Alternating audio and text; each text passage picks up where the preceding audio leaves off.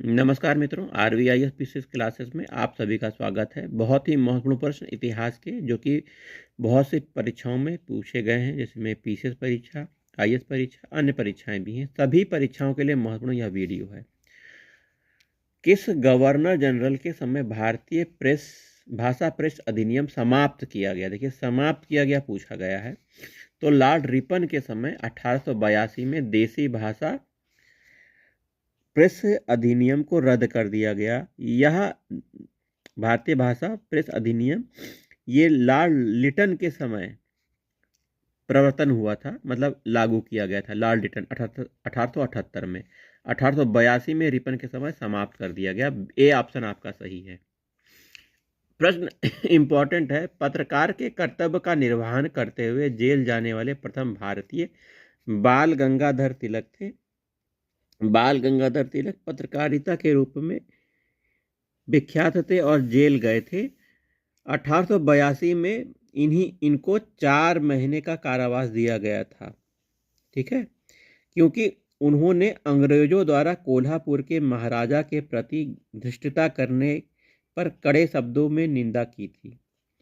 1897 में उन्हें 2 अंग्रेजों की हत्या के लिए चापेकर बंधुओं को उत्तेजित करने के लिए 18 महीने के कड़े कारावास का दंड दिया गया था। ठीक है।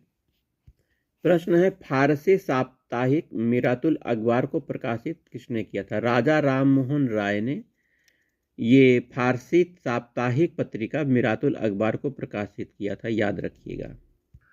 प्रश्न है, 1880 में के दशक में इंडियन मिरर अखबार का प्रकाशन कलकत्ता से किया जाता था।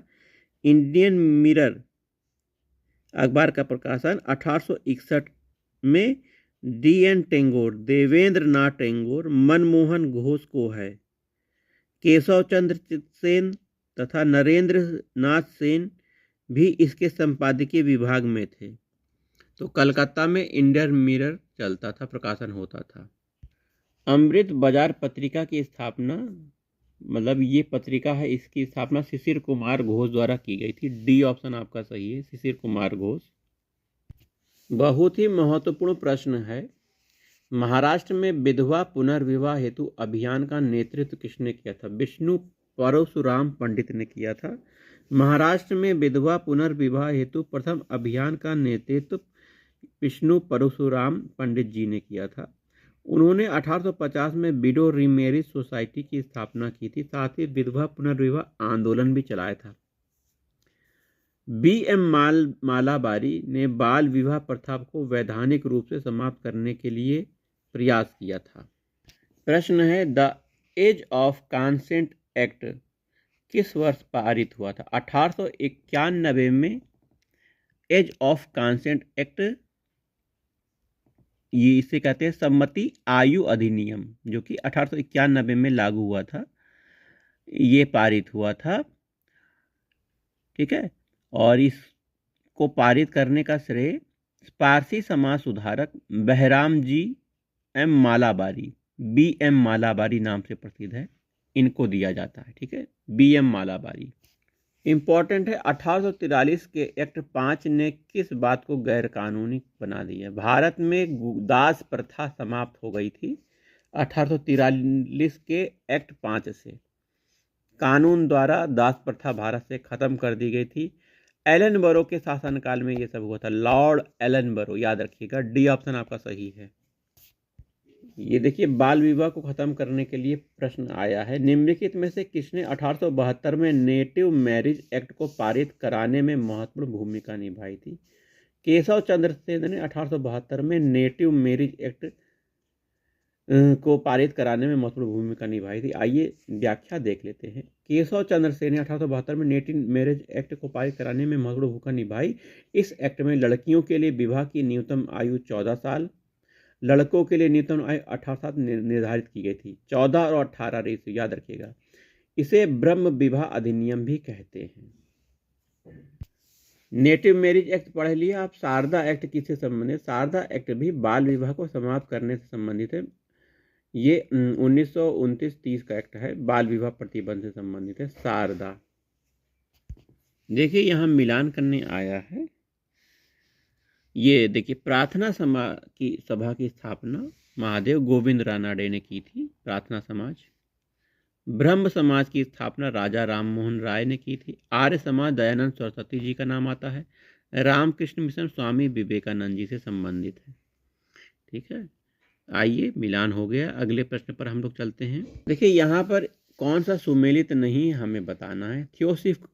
थियोसोफिकल सोसाइटी एनी बेसेंट द्वारा स्थापित है, बिल्कुल सही।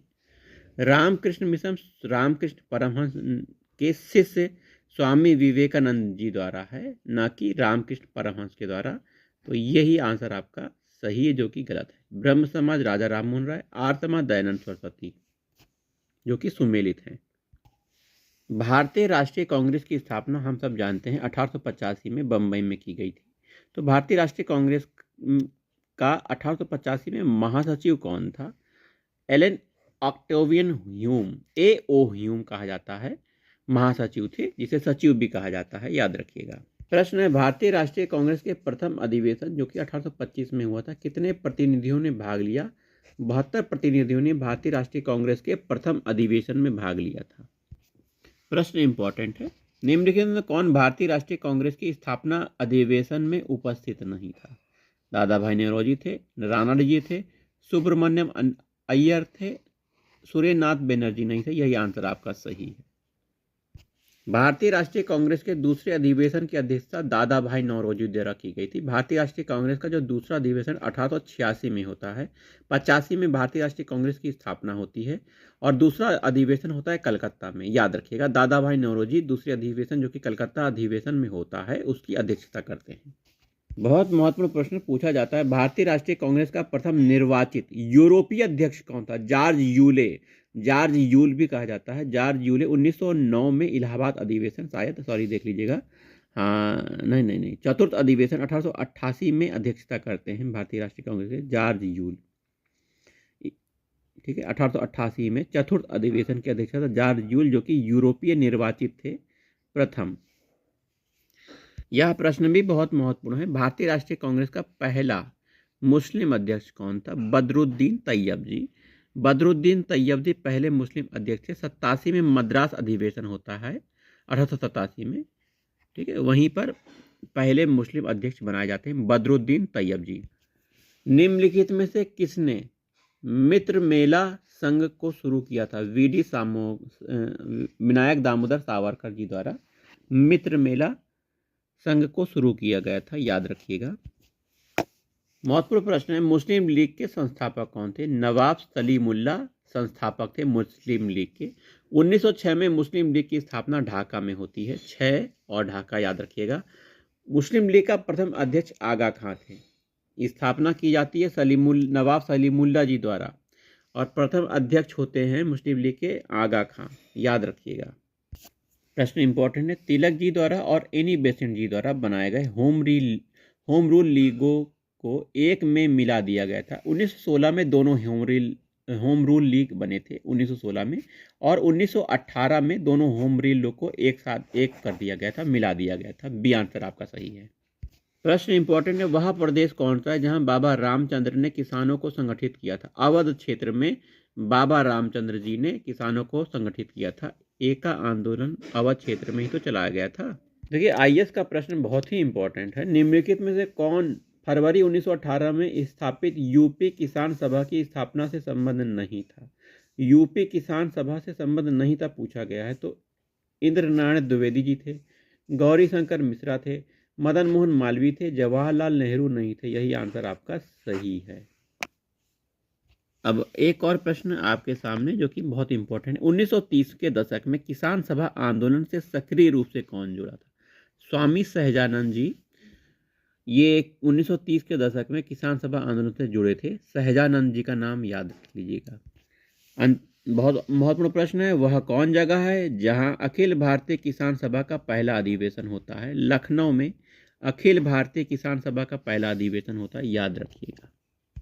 महत्वपूर्ण प्रश्न है, रॉलेट एक्ट के विरोध में किसने लगान न देने का आंदोलन चलाने का सुझाव दिया था? स्वामी श्रद्धानंद जी ने रॉलेट एक्ट के समय लगान न देने का आंदोलन चलाने का सुझाव दिया था। रॉलेट एक्ट को बिना वकील, बिना अपील, बिना दलील का कानून कहा जाता है, काला कानून भी कहते हैं। इसके तहत ब्रिटिश सरकार किसी भी व्यक्ति को बिना किसी कारण बताए गिरफ्तार कर सकती थी। इसके विरोध में स्वामी श्रद्धानंद जी ने लगान न देने का आंदोलन चलाने का सुझाव दिया था।